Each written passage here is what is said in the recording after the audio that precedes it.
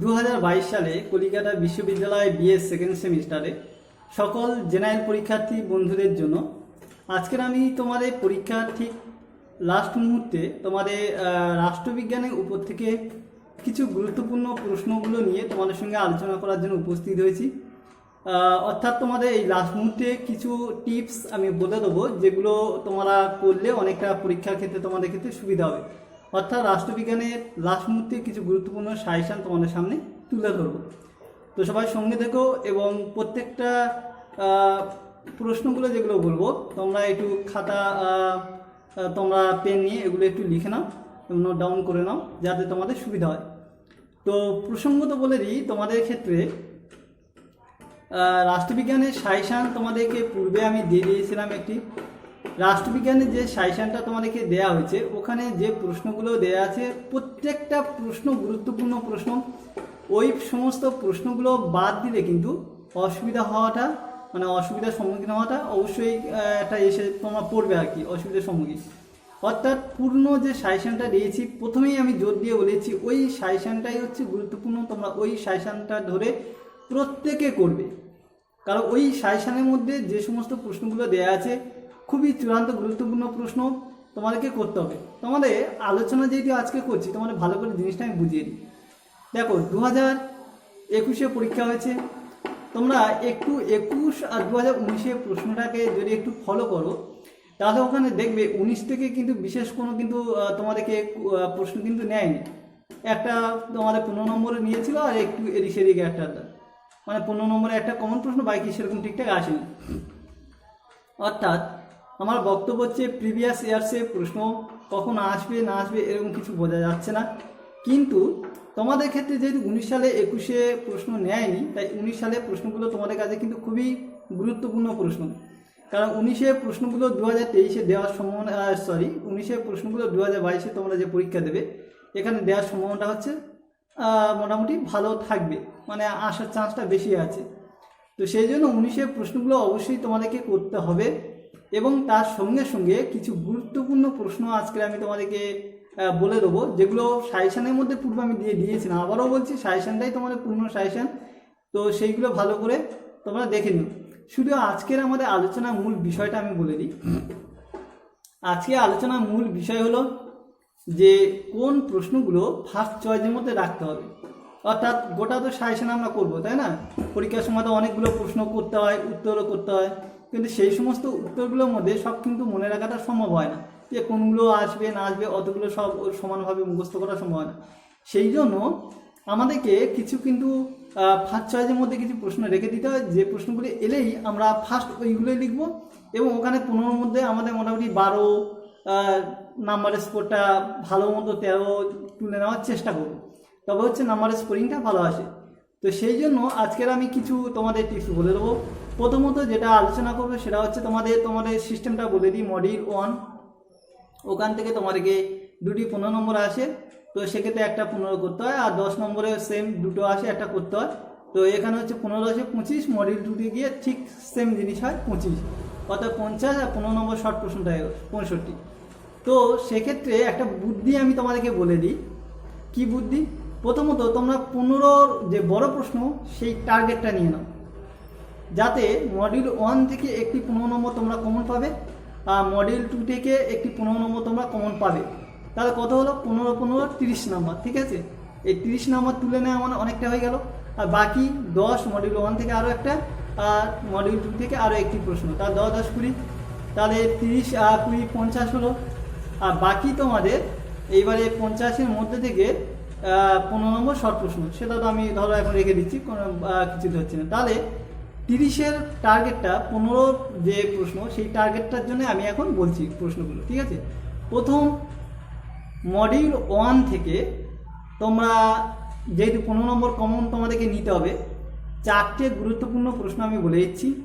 এই 4টি প্রশ্ন বড় প্রশ্ন 15 নম্বরে, মডিউল 1 থেকে, আবারও বলছি মডিউল 1 থেকে 15 নম্বরে 4টি গুরুত্বপূর্ণ প্রশ্ন আমি তোমাদেরকে বলে দিচ্ছি। এই 4টি গুরুত্বপূর্ণ প্রশ্ন খুব মনোযোগ সহকারে তোমরা এই 4টি প্রশ্ন তোমরা খুব গুরুত্ব সহকারে করলে আশা করছি তোমাদের 4টে থেকে একটি 15 নম্বর তোমরা পেয়ে যাবে, হাতে 15 নম্বর চলে আসবে। প্রথম প্রশ্ন, উদারনৈতিক গণতান্ত্রিক রাজনৈতিক ব্যবস্থা বলতে কি বোঝো? ঠিক আছে, প্রশ্নটা আবার বলছি যে তোমাদের প্রশ্নের মধ্যে দেয়া ছিল যে উদারনৈতিক গণতান্ত্রিক রাজনৈতিক ব্যবস্থা বলতে কি বোঝো, এর বৈশিষ্ট্যগুলি যেটা আলোচনা করতে বলা হয়েছে। তাহলে এই প্রশ্ন তোমরা প্রথম করবে। তারপরে দ্বিতীয় প্রশ্ন তোমরা যেটা করবে, অর্থাৎ উদারনৈতিক গণতান্ত্রিক রাজনৈতিক ব্যবস্থা এর উপর থেকে তোমরা ভালো করে টপিকটা করবে। এই প্রশ্ন তোমরা আমি যে পূর্বে সাজেশন দিয়েছি ওখানেও দেখতে পাবে আছে। দ্বিতীয় প্রশ্ন, ডাইসির আইনে অনুশাসন নীতি ব্যাখ্যা করো। অর্থাৎ ডাইসির অনুশাসন নীতি ব্যাখ্যা করো, এটা কাকে বলে বা এই বৈশিষ্ট্য এর উপর থেকে ডাইসির আইনে অনুশাসন নীতি ব্যাখ্যা করো। এটা 19-এর প্রশ্ন, আবার তোমাদের আসার সম্ভাবনা সবচেয়ে বেশি। তো এই প্রশ্নটি তোমরা করবে। দুটো প্রশ্ন 15 নম্বর বললাম আমি। 3 নম্বর প্রশ্ন, মার্কিন সুপ্রিম কোর্টের গঠন ও কার্যাবলী আলোচনা করো। মার্কিন সুপ্রিম কোর্টের গঠন ও কার্যাবলী আলোচনা করো। এই প্রশ্নটি তোমরা ভালো করে করবে 15 নম্বরের জন্য। 4 নম্বর প্রশ্ন, ব্রিটিশ প্রধানমন্ত্রীর ক্ষমতা ও পদমর্যাদা আলোচনা করো। আরও একবার বলছি, ব্রিটিশ প্রধানমন্ত্রীর ক্ষমতা ও পদমর্যাদা আলোচনা করো। এই 4টে প্রশ্ন বেস্ট অফ 4 তোমরা খুব ভালো করে করবে। এই 4টে প্রশ্ন করলে আশা করছি এখান থেকে তোমরা একটা কমন পাবে, কারণ খুব গুরুত্বপূর্ণ প্রশ্ন 4টে। এই 4টে বাদ দিলে হবে না। 4টে আমি আরও একবার রিপিট করছি। উদারনৈতিক গণতান্ত্রিক রাজনৈতিক ব্যবস্থা বলতে কী বোঝো, এর বৈশিষ্ট্যগুলো মানে এর উপর থেকে। ডাইসির আইনের অনুশাসন নীতি ব্যাখ্যা করো, এটার উপর থেকে। মার্কিন সুপ্রিম কোর্টের গঠন ও কার্যাবলী আলোচনা করো, এটার উপর থেকে। 4 নম্বর, ব্রিটিশ প্রধানমন্ত্রীর ক্ষমতা ও পদমর্যাদা আলোচনা করো, এইটার উপর থেকে। এই 4টি প্রশ্ন তোমাদেরকে খুব ভালো করে তৈরি করতে হবে। 4টে খুবই গুরুত্বপূর্ণ প্রশ্ন। এইবারে এক্সট্রা যারা করতে চাও, আরও একটা আমি বলে দিচ্ছি, মার্কিন সিনেটের গঠন ও কার্যাবলী আলোচনা করো। মার্কিন সিনেটের গঠন ও কার্যাবলী আলোচনা করো। এই 5টা প্রশ্ন করলে আশা করছি এনাফ। তাহলে 15 নম্বর এই 4টে প্রথম 4টে করলে তোমরা একটা পেয়ে যাচ্ছ। এখান থেকে 15 নম্বর এসে গেল মডিউল 1 থেকে। মডিউল 2 আমি চলে যাই আরও 15 নম্বর নেওয়ার জন্য। মডিউল 2 থেকে এখানেও দুটো পরীক্ষা হলে দেয় 15 নম্বরে, একটি তোমাদেরকে করতে হয়। সেক্ষেত্রে তোমাদের 2টি প্রশ্ন বলছি, এই 2টো থেকে আশা করা যাচ্ছে এবছর তোমরা একটা পাবে। মাত্র 2টি প্রশ্ন, এই 2টি খুব ভালো করে সবাই প্র্যাকটিস করবে। আগে ফার্স্ট, সেটা কি, বাংলাদেশের সংবিধানের প্রধান বৈশিষ্ট্যগুলি আলোচনা করো। খুব গুরুত্বপূর্ণ দাবি রাখছি, এবছর আসার চান্সটা সবচেয়ে বেশি।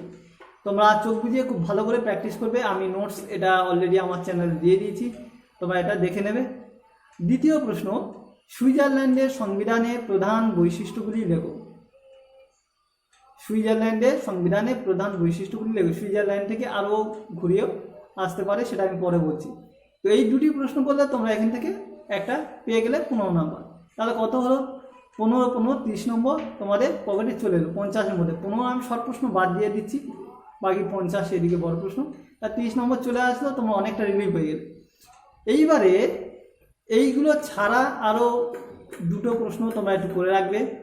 চীনের গণবিপ্লবের তাৎপর্য আলোচনা করো। যারা ভালো রেজাল্ট করতে চাও 15 নম্বরের জন্য, চীনের গণবিপ্লবের তাৎপর্য আলোচনা করো, এই প্রশ্নটি করবে। 4 নম্বর, গণপ্রজাতন্ত্রী চীনের বিচার ব্যবস্থার বিবরণ দাও। গণপ্রজাতন্ত্রী চীনের বিচার ব্যবস্থার বিবরণ দাও, এই প্রশ্নটি করবে। এই 4টে করলে এনাফ, আর দরকার নেই। প্রথম 2টো করলে তো কমন পেয়ে যাচ্ছ, আর বাকি 2টো করে রাখতে পারো। কেন বলছি দেখো, ভালো করে শোনো। যে বড় প্রশ্নগুলো আমি বলে দিচ্ছি 4টে, লাস্ট 2টো, এইগুলো কিন্তু 15 নম্বরে যে 4টে এক্ষুনি বলে দিলাম, এই প্রথম 2টো থেকে কমন তো পেয়ে যাচ্ছে 15 একটা, কিন্তু পরের 2টো করে রাখবে। কেন না, এই পরের 2টি থেকে 15 নম্বরও না দিয়ে 10 নম্বরে কায়দা করে ঘুরিয়ে দিতে পারে। 10-15 মধ্যে কিছু ডিফারেন্স নেই, সব প্রায় একই। আমার নাম্বারের বিভাজন বোঝাচ্ছে, কিন্তু প্রশ্ন ঘুরিয়ে আসার সম্ভাবনা সবচেয়ে বেশি ধরতে গেলে। 10-এর 15 দিতে পারে, 15 10-এর দিতে পারে। সেই জন্য যে সমস্ত প্রশ্নগুলো বলে দিচ্ছি তোমরা পারলে সব প্রশ্নগুলো করে নিও, তাহলে কমন পাওয়াটা একদম ইজি হয়ে যাবে। কিন্তু আমি তোমাদের 30 নম্বর পকেটে নেওয়ার জন্য টেকনিকটা বলে দিলাম, যে প্রথম মডিউল 1 থেকে 4টে বলে দিলাম, ওখান থেকে করলেই 4টে, একটা তোমার 15 নম্বর পকেটে চলে আসলো। মডিউল 2 থেকে তোমাদের বাংলাদেশের সংবিধানের বৈশিষ্ট্য, সুইজারল্যান্ডের সংবিধানের বৈশিষ্ট্য বললাম, এই দুটি করলে আরও 15 নম্বর চলে আসবে, তার 30 নম্বর তোমাদের হয়ে গেল। বাকি পড়ে থাকে আর 20, বড় প্রশ্ন 50।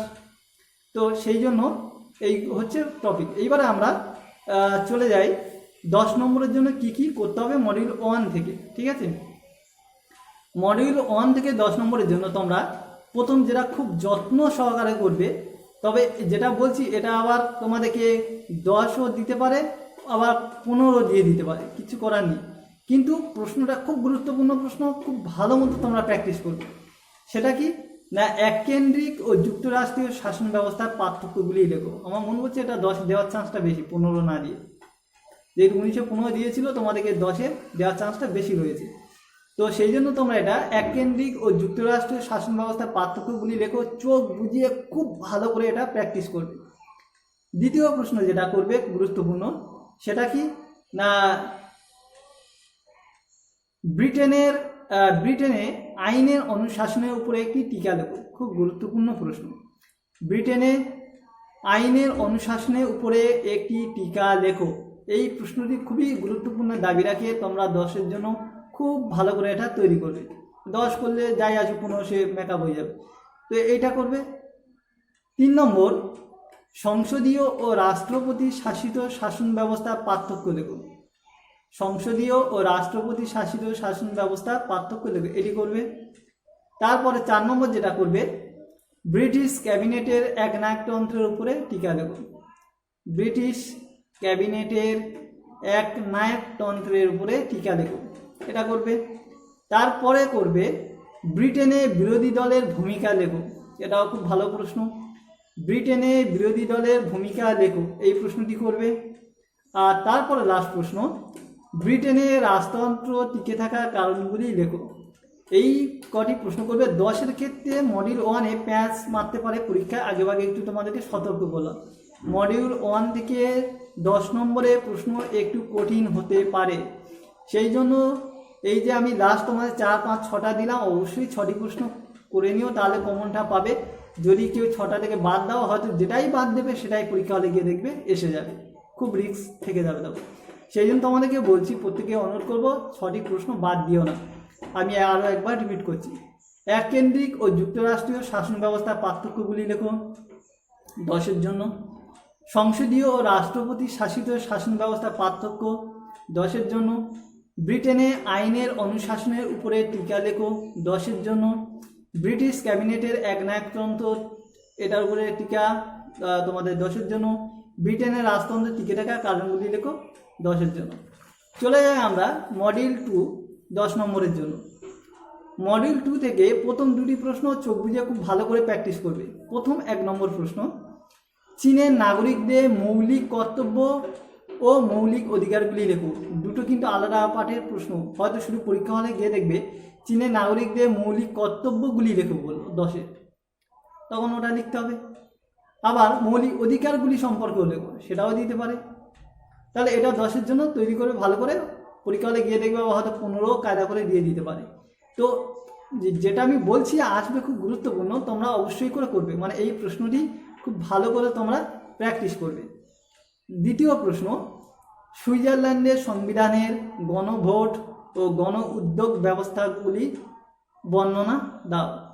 আরেকবার বলছি, সুইজারল্যান্ডের সংবিধানে গণভোট ও গণ উদ্যোগ ব্যবস্থাগুলি বর্ণনা দাও। এই প্রশ্নটি খুব ভালো করে তোমরা করবে।